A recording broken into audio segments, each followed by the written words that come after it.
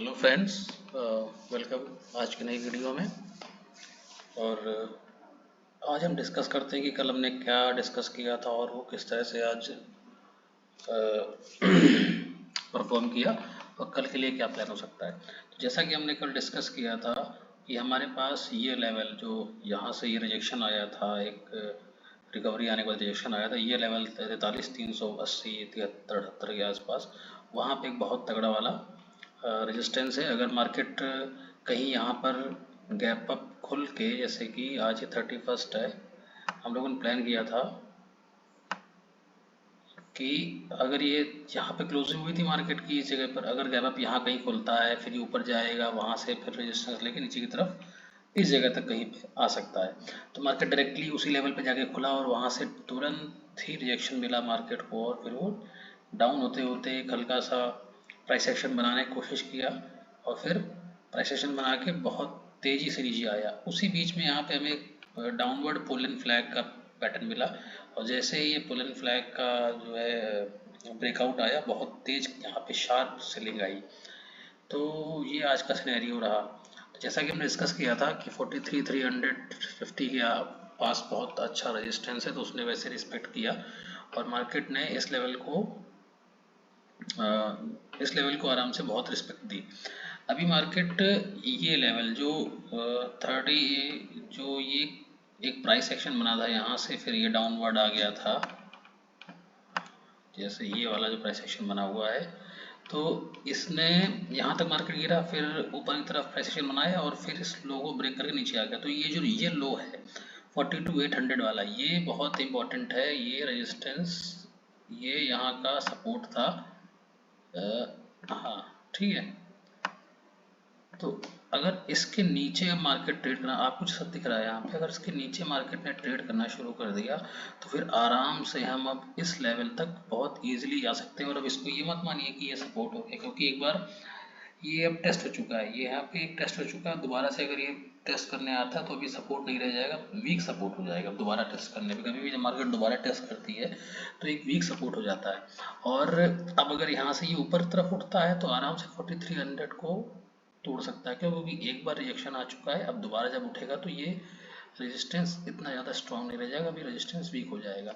तो कल के लिए प्लान ये है कि अगर ये गैप डाउन खुलता है तो हम नीचे की तरफ जो है प्लान कर सकते हैं आराम से आप 42,300 42,400 तक आराम से प्लान कर सकते हैं, और उसको भी सस्टेन करके अगर जैसे यहाँ तक आया और यहाँ पे थोड़ा सा कुछ देर वेट करता है और नीचे की तरफ अगर गिरता है तो आराम से 4200 तक प्लान कर सकते हैं। और अगर ऊपर गैप अप खुलता है तो फिर गैप अप खुल के यहाँ तक फिर से जा सकता है, या फिर गैप अप खुले कुछ देर होल्ड करे और फिर इस तरह से निकले।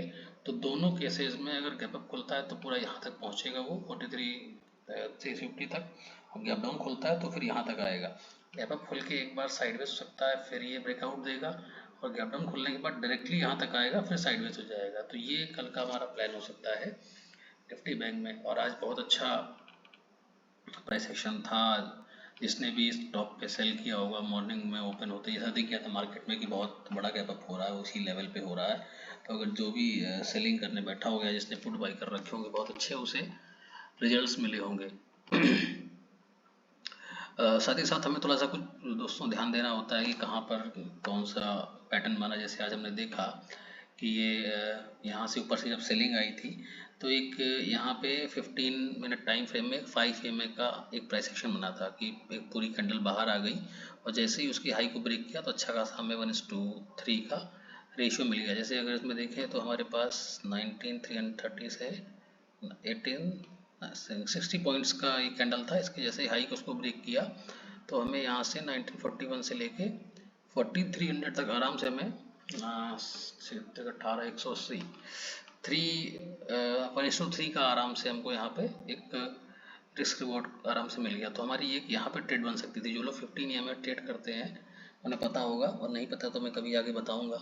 15 EMA का बड़ा अच्छा सा हमको यहाँ पे एक ट्रेड मिला था यहाँ तक, और फिर यहाँ से रिजेक्शन ले लिया। अब इस जगह पर हमारे पास एक सपोर्ट है, इसको ब्रेक कर देगा तो आराम से हम नीचे तक इसको ट्रेल करते चले जाएंगे। और जैसा बताया, अगर ऊपर ओपन होता है कुछ साइडवेज होगा, फिर ऊपर ब्रेकआउट दे देगा, या डायरेक्टली भी जा सकता है, वो आपको दिख जाएगा। अगर ये कैंडल ग्रीन बड़ी बनती है थोड़ी सी गैप अप हो गए तो फिर आप आराम से सीधे ट्रेड करिए। अदरवाइज अगर कैंडल छोटी बनती 15 मिनट कैंडल छोटी बनने के बाद थोड़ी देर होल्ड करती है, एक बड़ी कैंडल बनी फिर कुछ छोटी कैंडल बनी उसके बाद, तो फिर जब तक उस पहली कैंडल के हाई को ब्रेक ना करे तब तक आप ट्रेड मत लीजिएगा ऊपर की तरफ। तो हमारे पास ये सिनेरियो है कल का। यही चीज़ हमारे पास निफ्टी 50 में भी है। यहाँ पर एक ये ट्रेंड लाइन बनी हुई है, इसका ब्रेकआउट आया है, अभी तो एक बार रीटेस्ट हुआ है और शायद ये इसको अगर यहाँ से ये ब्रेक डाउन आता है, कल गैप डाउन खुलता है तो आराम से यहाँ तक इस जगह तक 1920 तक आराम से आ सकता है। और अगर फिर उसके नीचे भी सस्टेन करे, आप 50 मिनट कैंडल क्लोजिंग दे दी, रेड कैंडल आ गई, तो फिर आप आराम से इस लेवल तक 1893 यहाँ तक आराम से आप प्लान कर सकते हैं। तो भी कल तक का प्लान तो यहीं तक हो सकता है। और जैसा कि फिर निफ्टी में आज का प्लान बड़ा अच्छा काम किया है, हीरो जीरो ट्रेड बहुत अच्छी बनी थी। मार्केट जब यहाँ पे आया था 2:30 बजे करीब 230 के बाद से एक बहुत अच्छी सेलिंग, यहाँ फास्ट सेलिंग आई, तो ये आपका 19,250 का जो ऑप्शन प्राइस था उसने आपको 2 रुपये से लेकर 67 रुपीज़ तक इतना बड़ा रेंज आपको उसने दिया था।